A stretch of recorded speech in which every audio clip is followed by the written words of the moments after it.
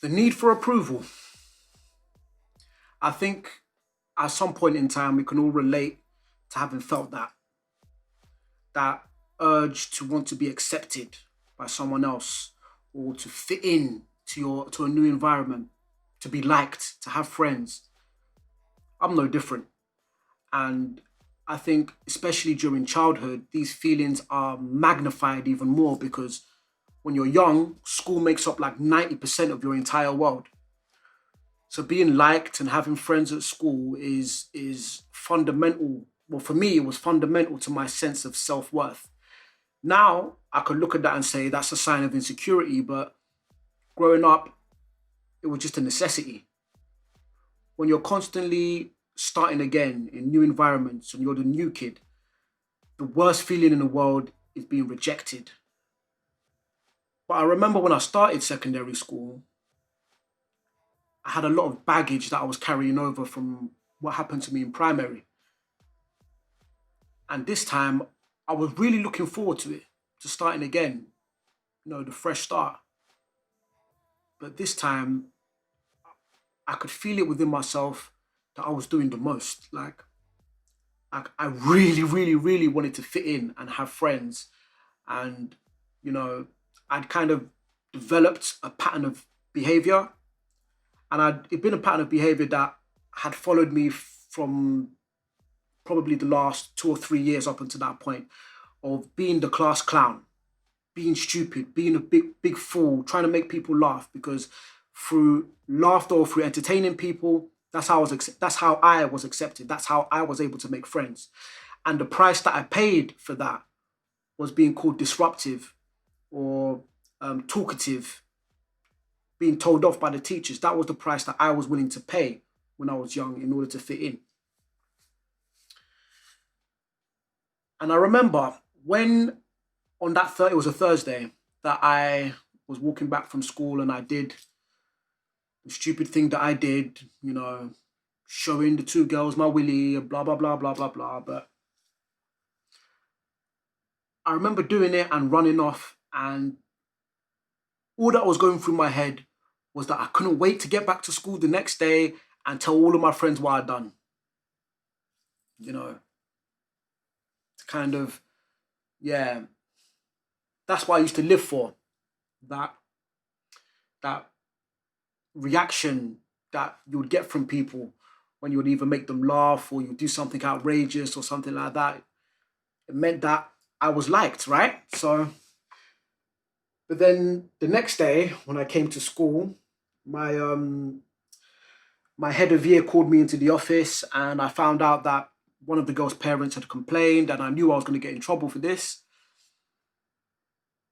So I didn't tell my mum. I expected that she was going to find out sooner or later. So I just kept it to myself. But on the Sunday, I'd actually just come back home from buying my packed lunch for the week. It was a Sunday that I was arrested and I didn't know then, but I was going to go back to that school again.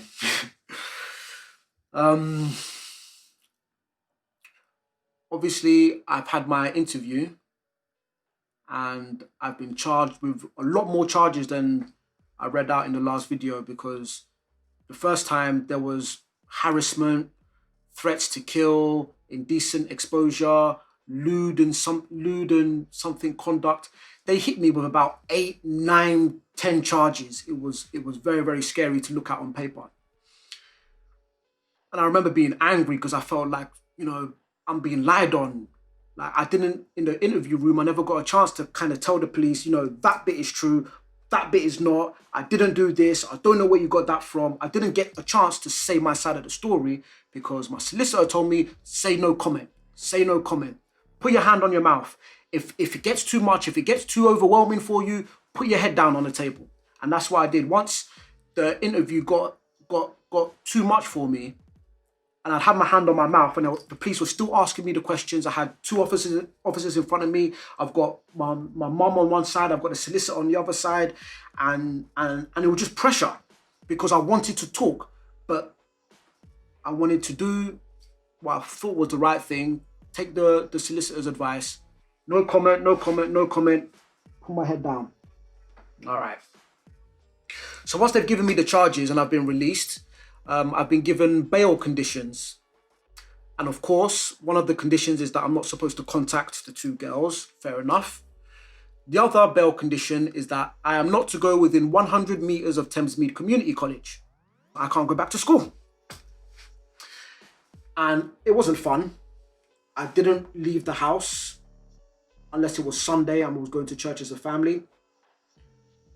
There was a lot of tension in our household because my mum wasn't happy. I could tell that this was putting a lot of stress on her. It was January I was bailed to come into court. So January was the first week of January that the first court hearing was. And by then I was kind of ready. You know, I had my meeting with my solicitor.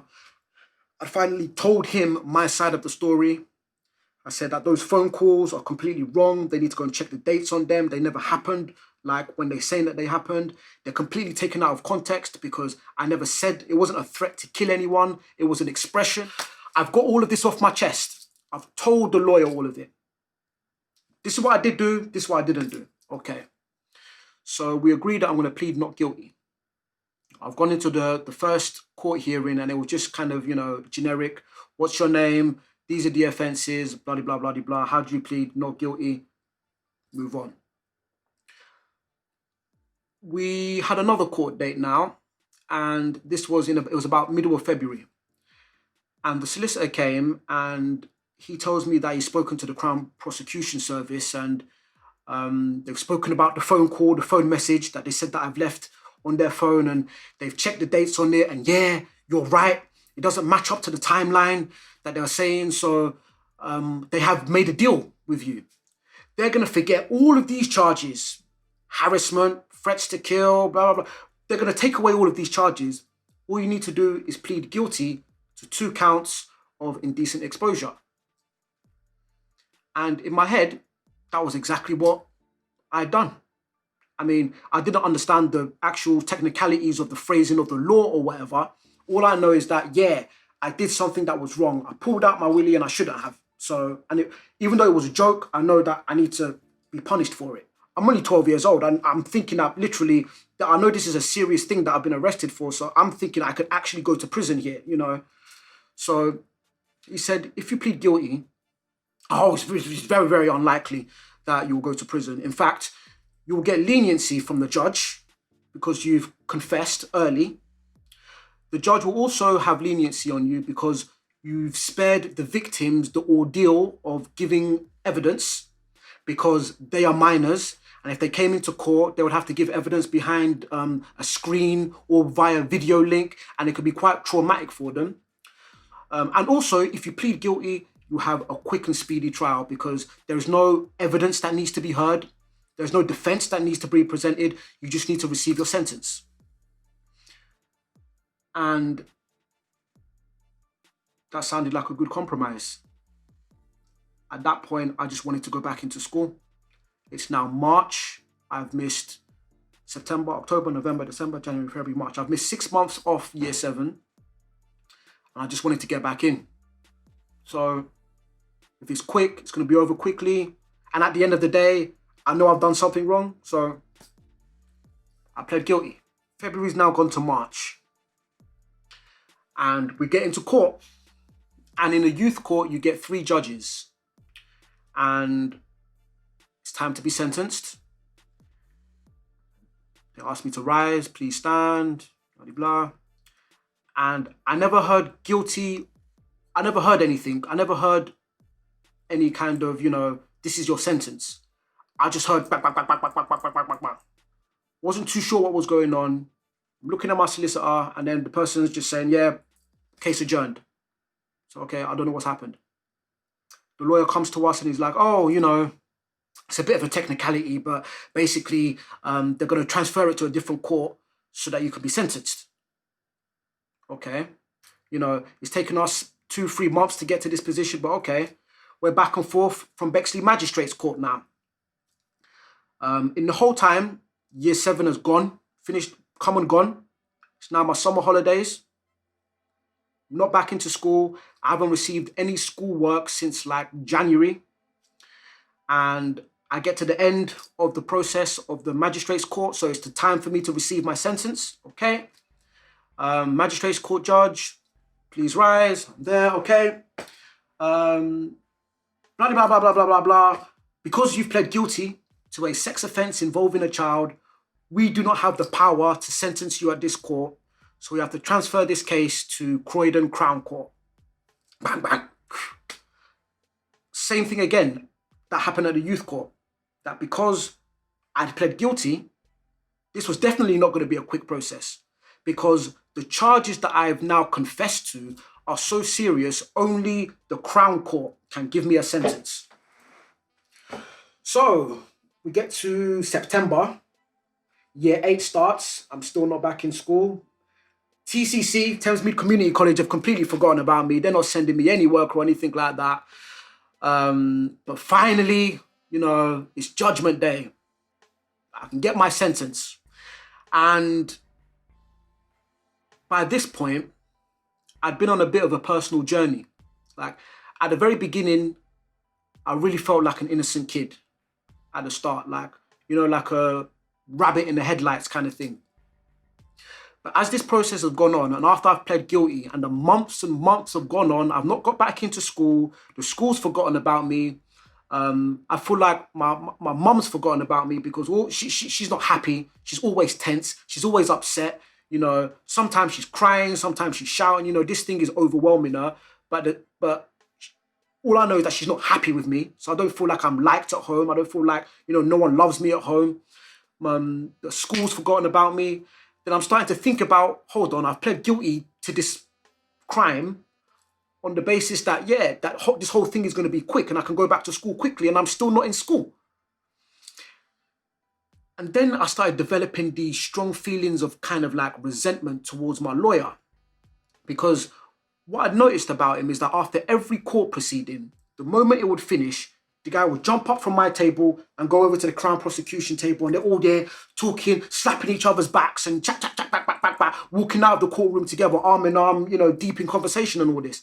And I'll sit there and think to myself, hold on, like, that person is the enemy. They're trying to like put me in prison. Why are you all talking to them and being friends with them for? Like, you're meant to be on my table, but, So I'm starting to look at him, and I'm starting to really mistrust the advice that I've been given.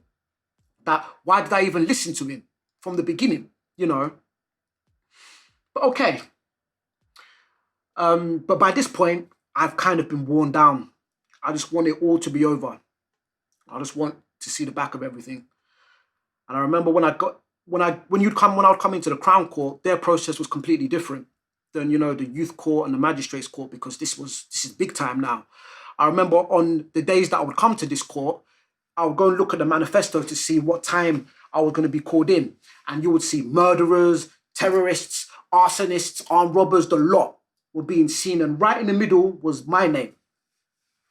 Anyway, so I would come into the court and, somebody would make an announcement or something about, because the defendant is a minor, blah, blah, blah, blah, blah. And then everybody would take off their wigs. And I used to always find that funny that they would have to take off their wigs for me. But, But and I remember when I was actually getting sentenced, and they said, can the defendant please rise? And I remember thinking to myself, oh my God, this is going to be the last time. And as I stood up, I had the biggest smile on my face.